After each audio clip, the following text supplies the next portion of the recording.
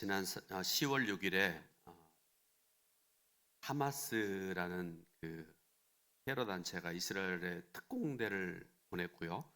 미사일을 쏴서 수백 명을 죽이고 또 수많은 사람들을 포로로 잡아간 사건이 있었습니다. 이스라엘이라는 나라는 이런 일을 당하면 그냥 있지 않잖아요. 그래서 미사일을 계속 하마스의 본거지인 가자 지구에 쏴대고요. 또 전투기를 보내서 폭격하고, 그래서 여러분들도 TV를 통해서 자주 보시겠지만 그야말로 가자 지구가 쑥대밭이 되고 말았습니다. 오늘 아침에 인터넷 기사로 보게 되니까 이스라엘의 지상군 투입이 멀지 않았다 이렇게 얘기를 합니다. 굉장히 어려운 일들이 앞에 놓고 있습니다. 또 하나의 전쟁 이야기 여러분들에게 좀 소개하려고 그러는데요. 다 아시지만 1년 8개월 전에 러시아가 우크라이나를 침공을 해서 아직까지도 지금 전쟁을 하고 있는 상황입니다. 두 나라 국민들 합쳐서 약 20만 명 넘게 죽었다고 합니다. 그리고 언제 끝날지 모르는 상황이라고 그렇게 얘기를 합니다. 전쟁 전문가들의 얘기에 의하면 전쟁은 시작은 쉬운데 끝나기가 훨씬 더 어렵다. 탈출구가 어렵다라는 그런 얘기를 합니다. 그러면서 하는 얘기가 우크라이나가 한국처럼 늘 가능성이 크다. 무슨 얘기인가 하면 한국처럼 분단으로 끝날 상황이 크다. 이렇게 얘기를 합니다. 이스라엘이라는 나라가 있는 지역을 우리가 가리켜서 팔레스타인 이렇게 얘기하죠. 그야말로 단 하루도 평화로운 날이 없을 정도로 전쟁과 폭력과 테러로 얼룩진 곳입니다. 나라를 잃은 유다 백성들이 2000년 동안이나 세계에 흩어져서 온갖 서름을 당하고 고통을 당하다가 2차 세계대전이 끝나고 난 다음에 승전국 중심으로 그 팔레스타인이라는 땅에 이스라엘이라는 나라가 세워졌습니다. 그러면 나라에 평화가 왔느냐? 그게 아니죠. 그 이후로도 계속해서 이스라엘과 아랍 세력들 사이에서 끊임없이 전쟁하고 테러하고 오늘까지 이르게 된 것입니다. 오늘 우리가 읽은 사무엘서도 마찬가지입니다. 여러분 사무엘 상하, 역대기 상하, 또 열왕기 상하의 말씀은 이스라엘 역사에 있어서 특별히 왕정 시대의 역사를 기록한 것입니다. 근데 한번 보세요. 여러분 사무엘서, 열왕기서, 역대기 성경을 자세히 한번 읽어보시기 바랍니다. 단 하루도 평안할 날이 없었던 그런 시대입니다. 날마다 전쟁하고 날마다 지배를 하고 지배를 당하는 삶의 연속이었습니다. 그래서 이스라엘 백성들에게 있어서 꿈에도 소원, 단 하나의 소원은 평화일 수밖에 없습니다. 오늘 말씀의 제목이 이스라엘에 평화가 있었더라라는 그런 제목인데요. 구약시대의 역사를 교훈 삼아서 오늘날 이스라엘 백성들에게 그리고 온 세계와 우리 이 나라 이민족에게 어떻게 하면 평화의 삶을 이룰 수 있을 것인지를 교훈을 얻으려고 합니다. 그래서 오늘 먼저 12절 말씀을 같이 읽을 텐데요. 오늘 본문 12절 말씀 같이 봉독해 올립니다. 사무엘이 도를 취하여 미스바와 센 사이에 세워서 이르되 여호와께서 여기까지 우리를 도우셨다 하고 그 이름을 에벤에셀이라 하니라. 아멘. 오늘 몇 가지 여러분들에게 좀 말씀드리려고 그러는데 첫 번째로 에벤에셀과 에벤에셀에 대해서 말씀을 드립니다. 좀 이해하기 어려운 그런 말씀드렸는데요. 에벤에셀과 에벤에셀에 대해서 여러분들에게 말씀드린다 이렇게 말씀드렸습니다. 들어보시면 알 거예요. 여러분 사자성어 중에 7전8기라는 말이 있습니다. 7전8기 7번 넘어져도 8번 일어난다라는 그런 뜻을 가지고 있는 그런 말이죠. 이 7전8기라는 사자성어가 우리 대한민국 사람들에게 특별히 아마 제 나이 위의 그 어르신들은 많이 아실 텐데요. 아주 국민들 뇌리 깊이 박혔던 사건이 하나가 있었습니다. 1977년에 제가 고등학교 1학년 때입니다. 그때는 저희 집에 TV가 없었습니다. 그래서 김일 선수가 레슬링 하든지 아니면 유명한 선수들이 권투한다든지 이러면 저기 면소재에 있는 어느 가게에 가서 얼마인지 기억은 정확히 안 나는데요. 10원을 줬는지 얼마를 줬는지 돈을 주고 가서 봤던 그런 기억나고 그러는데요. 1977년에 유명한 권투 선수가 있었는데 그 사람이 바로 홍수환이라는 권투 선수 아시죠? 그 당시에 세계 챔피언이었습니다. 이 홍수환 선수가 카라스키아라는 그 선수와 세계 매치를 했는데 이 카라스키아는 한 주먹을 한 번만 때리면 상대방이 여지없이 그냥 다운되어지는 아주 굉장한 강펀치를 가진 그런 사람이었습니다.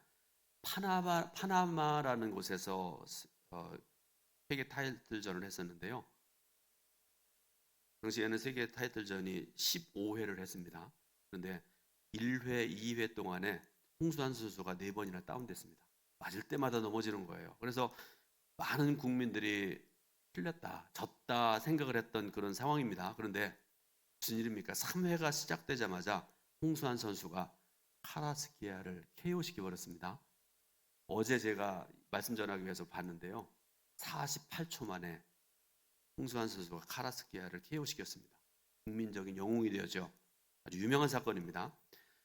다시 말씀드리지만 이 사자성어 7.8기는 뜻이 그렇지요. 실패를 거듭해도 굴하지 아니하고 꾸준히 노력해서 결국은 성공한다라는 뜻을 가지고 있는 말입니다. 성경에도 7.8기의 정신이 기록되어 있는데요. 오늘 본문이 바로 그런 내용입니다. 오늘 본문 12절 본문의 배경은 사무엘이 이스라엘의 지도자가 되었을 때에 블레셋과의 전투에서 승리를 거두었습니다. 그리고 승리한 사무엘이 하나님께서 여기까지 우리를 도우셨다라는 그런 의미를 담아서 그 지역의 이름을 에벤에셀이라 이렇게 지었습니다. 그런데요, 원래 에벤에셀이라는 이 지명은요 다른 곳의 지명이었습니다. 사무엘상 4장을 보면 또 다른 에벤에셀이 나오게 되는데요. 이스라엘이 블레셋 사람들과 싸우려고 진을 쳤던 곳이 바로 본래 의미의 그 에벤에셀이라는 지명입니다. 이스라엘 사람들이 에벤에셀에 진을 쳤고 또 이스라엘과 싸우기 위해서 블레셋 사람들이 진을 친 곳이 어딘가 하면 아벡이라는 곳에 진을 쳤습니다. 하나님 백성과 이방 민족과 전쟁을 합니다. 누가 이겨야 돼요?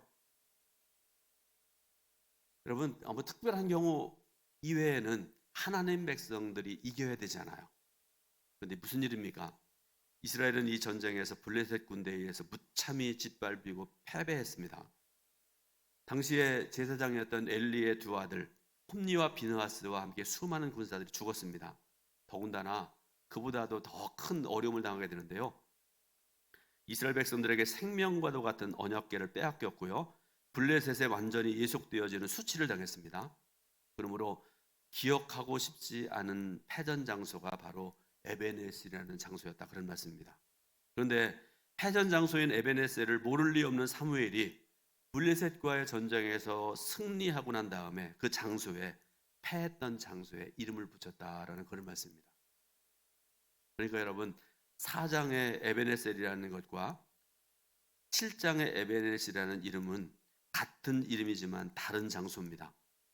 앞에 에벤에셀은 패전한 장소이고요. 뒤에 에벤에셀은 승리한 곳입니다. 전자는 기억하고 싶지 않은 사건이었습니다. 실수와 실패와 과거와 상처와 아픔으로 얼룩진 사건입니다. 그런데 후자는 포기하지 아니하고 재도전해서 승리를 거둔 그런 사건입니다. 하나님의 도우심으로 승리했다는 간증이라고 표현할 수 있는 것이죠. 그 결과로 이스라엘에게는 평화가 왔다. 성경은 그렇게 말씀을 하고 있습니다. 우리는 지금 전 세계적으로 평화를 잃어버리고 혼란 가운데 2023년이라는 한 해를 마무리하고 있는 그런 상황입니다. 10월 중순이 넘어갔지요. 2020년부터 시작되어진 코로나19 사태, 많은 사람들이 고통을 당했고요. 위축되었고 삶의 터전을 잃은 사람도 있었고요. 심지어는 목숨을 잃은 사람들이 세계적으로 수만 명이 됩니다. 그리고 여러분들도 경험하셨겠지만 우리는 그리스도인으로서 우리 신앙생활에서 가장 중요한 것이 예배라는 걸 여러분 믿고 있잖아요. 저도 믿고 여러분도 그렇게 믿고 사실입니다. 예배가 없는 신앙이라는 것은 있을 수 없는 일이지 않습니까? 그런데 반강제적으로 예배를 드리지 못했던 그런 시대가 있었죠. 비대면 예배 기억나세요? 혹시 지금도 비대면 예배 드리고 있는 사람이 있다고 그러면 여러분 대면으로 바꾸시기 바랍니다. 비대면 예배는요 어쩔 수 없는 상황에서 드릴 수 있는 예배지요. 여러분 그건 아니라고 생각을 해요. 제가 얼마 전에 깊이 고민하고 기도했던 게 뭔가 하면 비대면 예배 없앨까 그런 생각을 했습니다. 그러니까 영상 예배를 없애버릴까 생각을 했었는데 그건 아니다 싶어서 그냥 있는데요. 여러분, 이 넓은 예배당, 이 장소에, 예배 처소에 나라에서 뭐라고 얘기해 놓은 거면 설교자, 그 다음에 영상을 담당하는 사람, 대표 기도자 포함해서 5명 이하만 예배드려야 된다. 이거 어기면 큰일 났던 그런 시대가 있었습니다. 참 어처구니 없는 그런 상황을 우리가 겪기도 했습니다.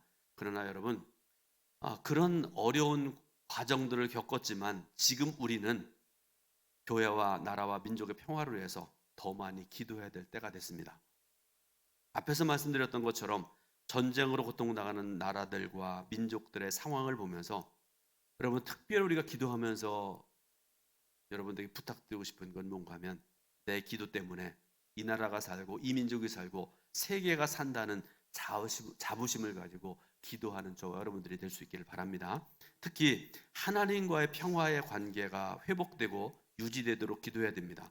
성경에 우리는 이스라엘이 죄와 허물로 인해서 하나님과의 관계가 멀어졌고 그 결과로 평화가 사라졌던 것들을 많이 보게 됩니다.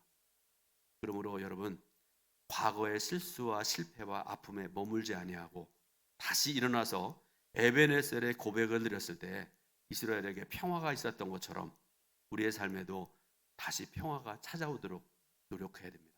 어떻게 해야 되는가? 두 번째로, 하나님께 온전한 예배를 드려야 됩니다. 사무엘의 명령으로 이스라엘 백성들은 미스바에 모였습니다. 여호와 하나님께 기도하기 위해 모인 것입니다. 백성들은 미스바에 모여서 기도하면서 금식하고 회개하면서 하나님을 예배했습니다. 그 모습을 상상을 해보세요. 수만 명의 사람들이 찬양하고 기도하고 회개하고 예배드리는 그 모습들, 참 아름다운 모습 아니겠습니까? 그런데 그 이야기를 들은 이 블레셋 사람들이 이스라엘과 전쟁을 준비합니다. 수만 군인들을 이끌고 나왔고 창과 칼을 막 부딪히면서 막 번쩍이고 소리를 지르고 있습니다. 그리고 이 소식을 들은 이스라엘 백성들의 반응이 사무엘상 7장 7절에 기록이 있는데요.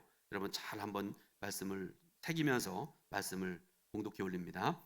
이스라엘 자손이 미스바에 모였다 함을 블레셋 사람들이 듣고 그들의 방백들이 이스라엘을 치러 올라온지라 이스라엘 자손들이 듣고 블레셋 사람들을 두려워하여.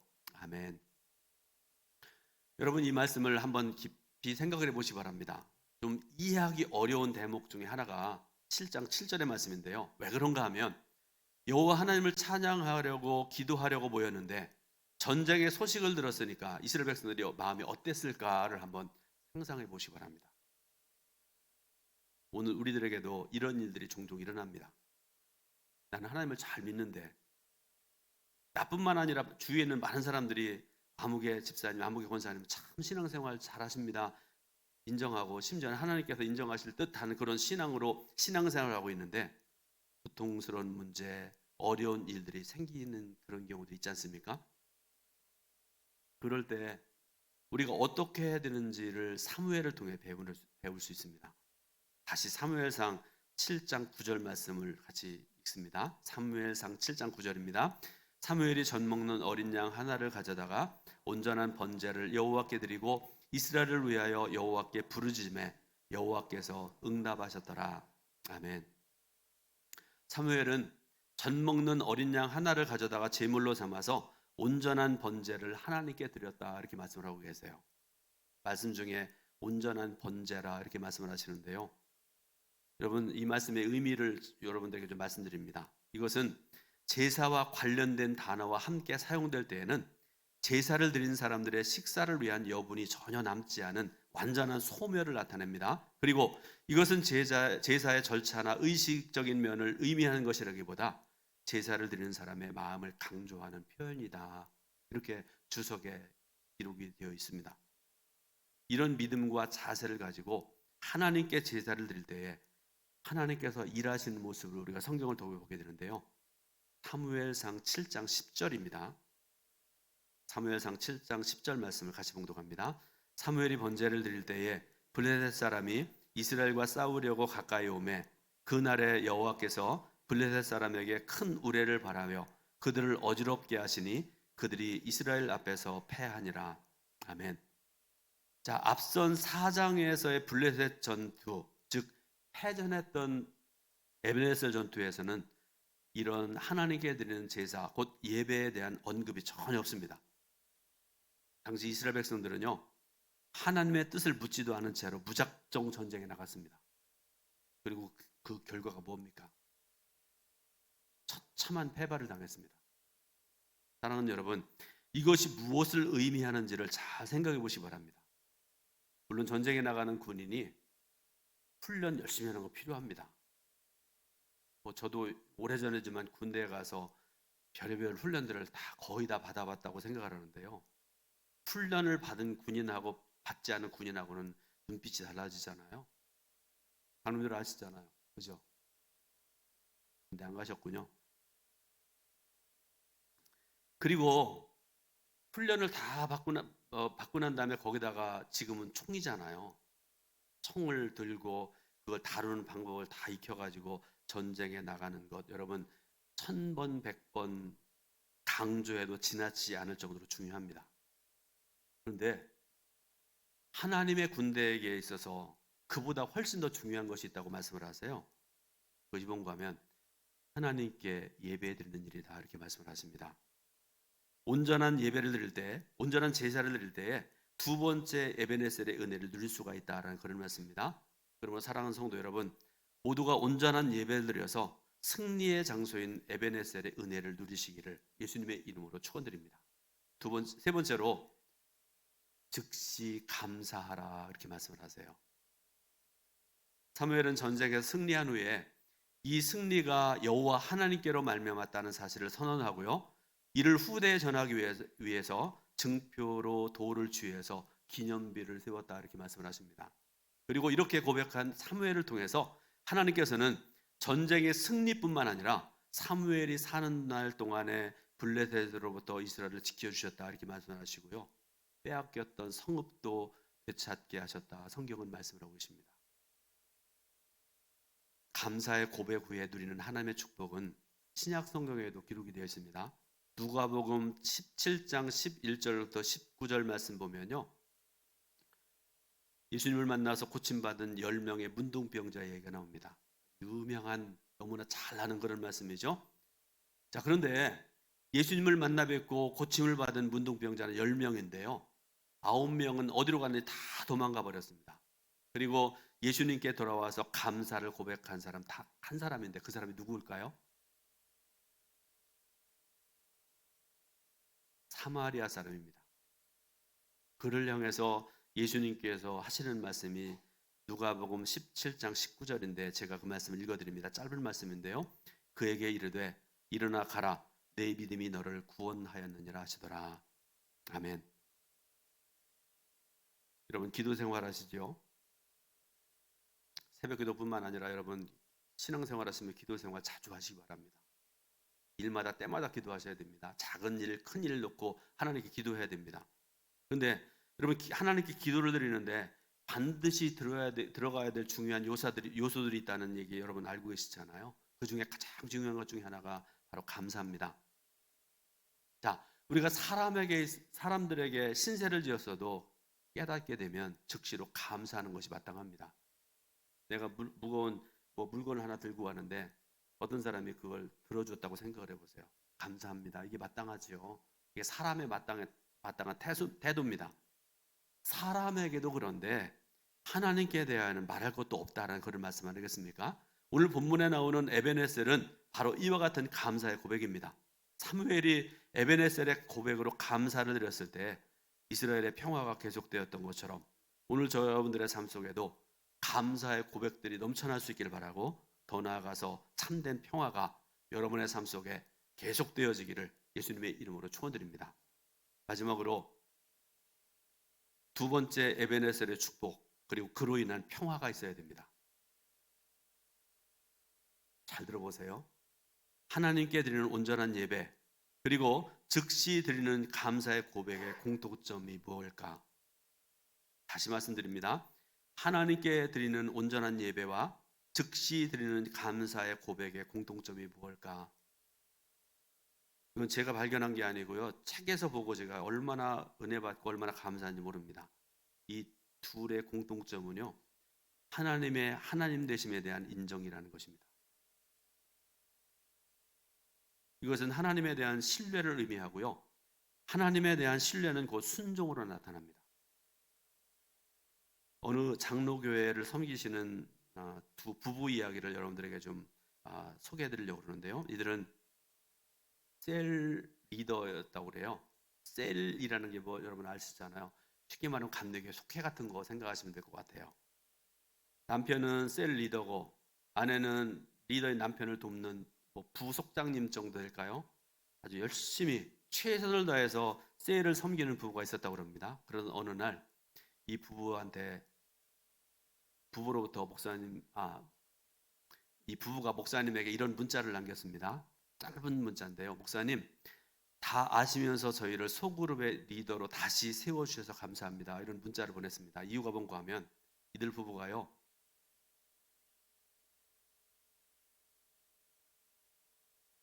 전에도 공동체에서 열심히 리더로 섬겼다고 합니다. 그런데 이런저런 이유 때문에 공동체 멤버들이 빠져나가더니 나중에는 부부만 남았다고 그래요. 여러분 속회를 한번 생각을 해보세요. 지금 여기 석자님 계시는데 우리가 코로나 상황을 이제 거의 4년 가까이 지금 지내고 있지 않습니까? 여러분 4년 동안에 엄청난 일들이 있었습니다. 제가 선교지에 가서 선교사님하고 그 얘기도 하고 그랬었는데요. 심지어 어느 속회는요. 속장님 만나고 다 소천하시는 그 속회가 있지 않습니까? 그죠? 이런저런 이유 때문에 이사도 가고 뭐 안 나오기도 하고 그래가지고 예를 들어 처음에 10명 모였다가 지금은 거의 뭐 속회가 남아있지 않은 그런 속회도 있고 그렇습니다. 부부만 남아있는 그런 상황인데 그래도 주님께서 맡겨주신 직분이기 때문에 이 두 부부가 충성을 다했다고 합니다. 그러다가 결국은 내려놔야 되겠다. 아무리 노력해도 안 되니까 내려놔야 되겠다. 마음을 먹었는데 한임 목사님이 다시 리더로 세웠다는 그런 소식을 듣고 목사님한테 문자를 보낸 겁니다. 목사님 다 아시면서 실패한 것 아시면서 저희를 다시 소그룹의 리더로 세워주셔서 감사합니다. 사실 부부의 입장에서 보게 되면요 순종하기 쉽지 않습니다. 그죠? 저도 목사인데요. 목사가 목회하는데 성도들이 자꾸 떨어져 나가고 아무도 없다고 생각을 해보세요. 얼마나 큰 상처가 아픔이겠습니까? 그런데 그럼에도 불구하고 목사님 말씀에 하나님 말씀에 순종했더니 그들이 섬기는 셀 공동체가 그해 가을에 분속을 할 정도로 셀이 나눠질 정도로 엄청난 부흥을 이루었다는 그런 말씀입니다. 그리고 하나님께서 그들에게 어떤 복을 주셨는가 하면 그 남편이 일을 하긴 하는데 그러니까 우리가 말하는 흔히 온전한 직장이 아니라 뭐라고 얘기를 해야 될까요? 일시적으로만 일하는 계약하는 그런 직장에서 일을 하고 있었는데 그렇게 순종하고 열심히 주의를 감당하니까 좋은 직장도 허락하셨고요. 자녀들도 잘 되게 하는 그런 복도 주셨다는 그런 고백을 제가 말씀을 준비하면서 책에서 봤습니다. 자, 여러분 과거 첫 번째 에베네셀을 넘어서 새롭게 주시는 두 번째 에베네셀의 축복이 바로 이와 같은 것이라고 저는 생각을 합니다. 첫 번째 에베네셀은요 예수님의 부활과도 같습니다. 무슨 말씀인가 하면 예수님이 순환과 죽음이 마치 실패한 것처럼 사람들이 생각을 했습니다. 많은 사람들이 예수님 죽었다, 실패했다 그런 생각들을 했단 말씀입니다. 절망적인 것 같은 그런 상황이었습니다. 그러나 여러분 우리가 믿고 알고 있는 것처럼 예수님은 그냥 그렇게 끝나신 것이 아닙니다. 예수님께서는 죽음과 어둠과 사망의 권세를 이기시고 다시 살아나셨습니다. 십자가에 죽으셨다가 살아나신 예수님으로 말미암아 우리는 평화를 누리게 되었고 영생을 누리게 되었습니다. 영원한 평화를 누리게 되었다는 그런 말씀입니다. 사무엘이 드렸던 제사와 감사의 고백, 젊은 셀 리더 부부가 보여줬던 순종은 하나님께 대한 전적인 신뢰가 있었기 때문에 가능했습니다. 하나님께서 분명히 도우실 줄로 믿습니다라는 100%의 신뢰가 있었기 때문에 블레셋이 쳐들어오는 중에도 이스라엘 백성들은 번제를 드릴 수가 있었다라는 그런 말씀이기도 합니다. 하나님의 평화를 얻기 위해서는 이처럼 과거의 슬수와 아픔, 고통을 뛰어넘어서 하나님께 대한 전적인 신뢰가 있어야 가능합니다. 그리고 이런 신뢰를 바탕으로 순종할 때에 하나님께서 주시는 평화가 우리들 속에도 임하게 될 줄로 믿으시길 바랍니다. 사랑하는 동천교회 성도 여러분, 이처럼 하나님을 절대로 신뢰할 수 있길 바라고요. 아브라함처럼 순종하는 믿음으로 살아가시길 바라고, 그래서 참된 평화를 누리고 그 은혜를 많은 사람들 앞에서 하나님께서 이렇게 도우셨고 이렇게 은혜 베푸셨습니다 증거하는 그런 복된 삶을 살아가시기를 예수님의 이름으로 축원드립니다. 기도하겠습니다.